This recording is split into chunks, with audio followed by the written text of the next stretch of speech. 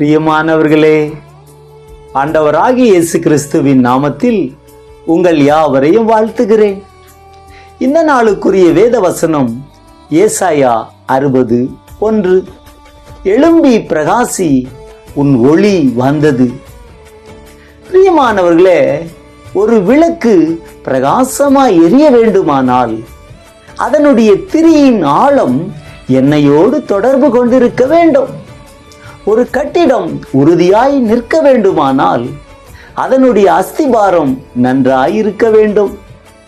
ஒரு மரம் கனி கொடுக்க வேண்டுமென்றால் அதனுடைய வேர் பூமியிலே நீருற்றோடு கூட தொடர்பு கொண்டிருக்க வேண்டும்.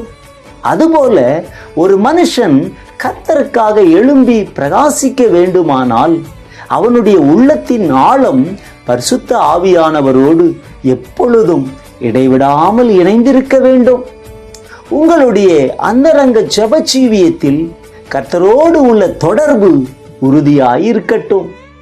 அவரோடு ஆழமான ஐக்கியம் கொள்ளுங்கள். அவரோடு ஐக்கியம் இல்லாத போதுதான் இருதயம் துக்கத்தோடும் கலக்கத்தோடும் தவிக்கிறது. சீஷர்களும் இப்படித்தான் பாதிக்கப்பட்டார்கள்.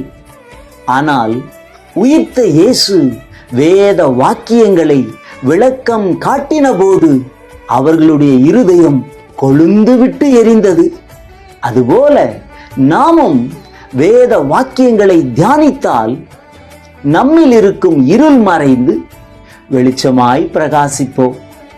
செபிப்போமா? அன்பின் பரலோக பிதாவே, இயேசுவின் நாமத்தில் நன்றி சொல்கிறேன். எழும்பி பிரகாசி, உன் ஒளி வந்தது என்று சொன்னீரே.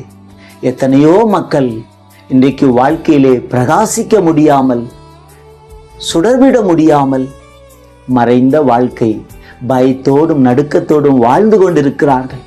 இந்த வார்த்தையை கேட்கும் போதே அவருடைய வாழ்க்கையில வெளிச்சம் பிரகாசிக்கட்டும். இருளில் இருந்து வெளிச்சத்தை கண்டு உலகத்திலே சுடர்களைப் போல பிரகாசிக்க உதவி செய்யும். ஆசீர்வதிக்கிறேன். இயேசுவின் நாமத்தில் ஜெபம் கேளும் நல்ல பிதாவே. ஆமென். God bless you.